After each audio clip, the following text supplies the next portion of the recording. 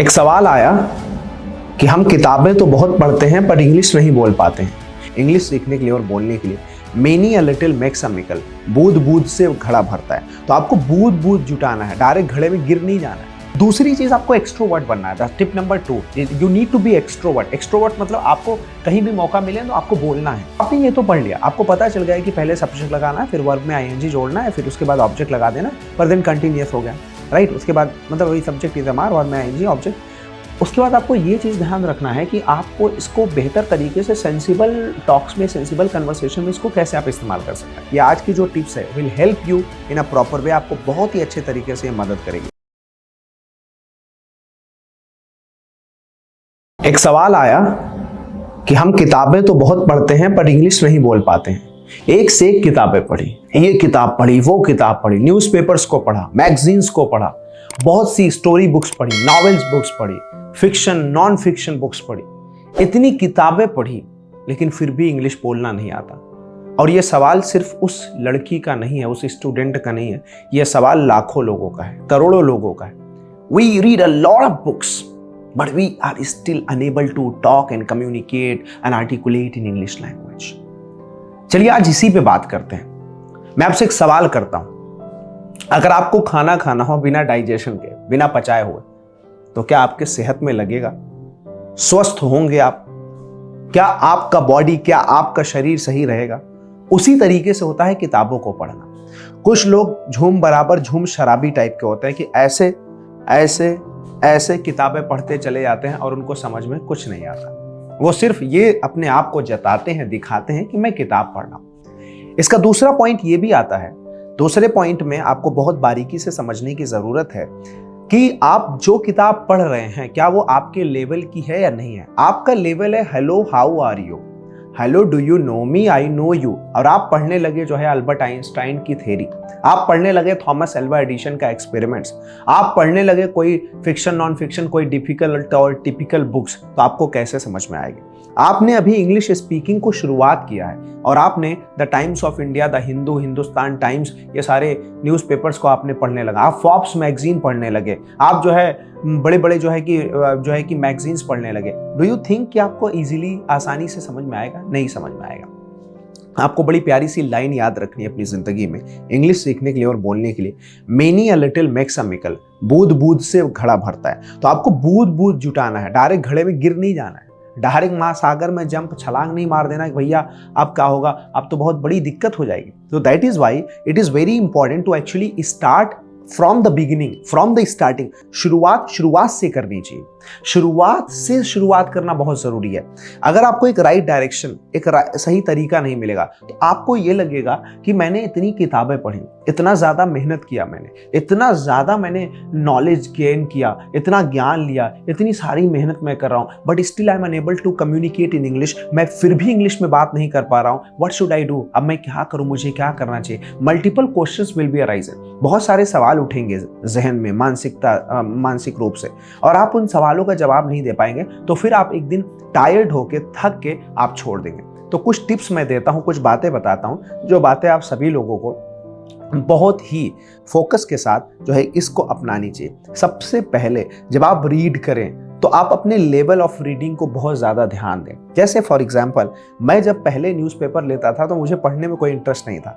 2000, आज मैं बात कर रहा हूँ 2013 की। 2013 में जब मैंने हैप्पीनेस इंस्टीट्यूट 2012 में शुरू किया था, तब मैं भी एक नौसिखिया इंसान था, मतलब नया नया सीखने वाला था। तो मुझे 2013 में सोचा, मैंने कोशिश की कि न्यूज़पेपर पढूं। तो न्यूज़पेपर मैंने पढ़ता नहीं था, मैं पहले जो वो एक्टर्स एक्ट्रेसेस, वो फिल्मों वाला जो फोटो वगैरह होता था उसे मैं देखता था, उसमें थोड़ा सा मज़ा आता था, इंटरेस्टिंग सा लगता था। तो धीरे धीरे मैंने ऐसा किया। फिर धीरे धीरे उनके एक एक हेडलाइन को पढ़ना शुरू किया, शब्दों को पढ़ना शुरू किया, फिर बाई लाइन को पढ़ना शुरू किया, फिर आया छोटे आर्टिकल पे, फिर आया मेन आर्टिकल पे, फिर आया कॉन्क्लूजन पे। मतलब कंप्लीट जो है कि न्यूज़पेपर को मैं पढ़ने लगा और आज मैं न्यूज़पेपर्स को रोज़ पढ़ता हूँ। कहने का मतलब मैंने क्या किया, जब न्यूज़पेपर में 2013 में शुरुआत किया था तो मैंने एकदम स्टार्ट से, एकदम शुरुआत से शुरुआत किया था और मैं उतना ही पढ़ता था या उसी लेवल की चीज़ों को पढ़ता था या उसी आर्टिकल को पढ़ता था जो मुझे इंटरेस्टिंग लगता था और जिसको मैं बारीकी से और अच्छे तरीके से समझ पाता था।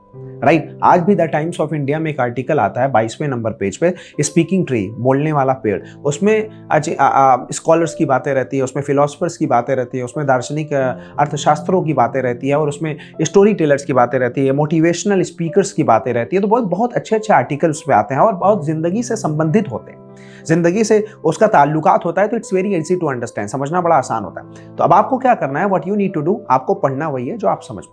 दूसरी चीज, आपको एक्सट्रोवर्ट बनना है। Tip number 2, you need to be extrovert. Extrovert मतलब आपको कहीं भी मौका मिले तो आपको बोलना है, आपको मौका तलाशना है बोलने के लिए। Right, you need to find out the opportunities and chances to actually articulate and to express yourself. It is must and it is very important. अब तीसरा पॉइंट आपको क्या ध्यान देना, तीसरा पॉइंट है कि you need to be stylish. आपको थोड़ा स्टाइलिश बनना है। स्टाइलिश मतलब क्या है कि आपको थोड़ा सा अपने आप में एक बॉडी में एक कहते हैं ना कि एक स्टाइलिश पन लाना बहुत ज़रूरी है। अपनी आवाज़ में, अपने अंदाज में, अपने जज्बात में एक स्टाइलिश पन लाना बहुत ज़रूरी है, कि स्टाइलिश ऑरा लाना बहुत ज़रूरी है। कुछ लोग होते हैं बड़े बोरिंग से हो जाते हैं, इंट्रोवर्ट हो जाते हैं, बोलते नहीं है, बात नहीं करते हैं, मजाक नहीं करते हैं, किसी भी लम्हों पे, किसी भी मोमेंट पे वो शरारत नहीं करते, मजाक नहीं करते। तो आपको थोड़ा स्टाइलिश होना है। स्टाइलिश होने से क्या होगा कि यू विल लव योरसेल्फ, आप खुद से मोहब्बत करेंगे और your English will also be confident, आपकी इंग्लिश भी कॉन्फिडेंट हो जाएगी। Fourth number point, number 4, it's very important to understand actually. आपको क्या करना है, what you need to do, you need to actually begin. आपको शुरुआत करना है, मतलब you need to begin to talk in English. आपको इंग्लिश में बोलने में शुरुआत करना है और बोलना है। You have to speak and you need to speak. Fifth point is, आपको टेंसेस, सेंटेंसेस जो भी आप पढ़ रहे हैं वहां तक आप सीमित नहीं रहेंगे। जैसे आपने पढ़ लिया प्रेजेंट इंडेफिनिट फॉर एग्जांपल, या प्रेजेंट कंटीन्यूअस पढ़ लिया आपने। प्रेजेंट कंटीन्यूअस का मतलब होता है for example I am going, मैं जा रहा हूं, ही इज गोइंग, वो जा रहा है, शी इज गोइंग, वो जा रही है, शी इज ईटिंग फूड, वो खाना खा रही है। अब आपने ये तो पढ़ लिया, आपको पता चल गया कि पहले सब्जेक्ट लगाना है, फिर वर्ब में आईएनजी जोड़ना है, फिर उसके बाद ऑब्जेक्ट लगा देना, प्रेजेंट कंटीन्यूअस हो गया। राइट, उसके बाद मतलब वही subject is am are, verb में आईएनजी, ऑब्जेक्ट। उसके बाद आपको ये चीज़ ध्यान रखना है कि आपको इसको बेहतर तरीके से सेंसिबल टॉक्स में, सेंसिबल कन्वर्सेशन में इसको कैसे आप इस्तेमाल कर सकते हैं। Yeah, actually, these days I am running Happiness Institute and I am teaching right now. These days I'm teaching and I am mentoring to the students as well. I am just working on my studies and I'm trying to upgrade myself. That's what my job is. तो आप क्या कर रहे हैं कि आप उस present continuous के टेंस को आप जो है कि एक सेंसिबल कन्वर्सेशन, एक सेंसिबल टॉक्स बना रहे हैं, जो आपके लिए बहुत ही फायदे वाली चीज़ है, जो आपके लिए बहुत ही मुफीदमंद और लाभदायक मैं कह सकता हूं कि है। तो आप इस चीज़ को ज़रूर फॉलो करिए, इस चीज़ को ज़रूर अपनाइए और इस चीज़ को ज़रूर मानिए।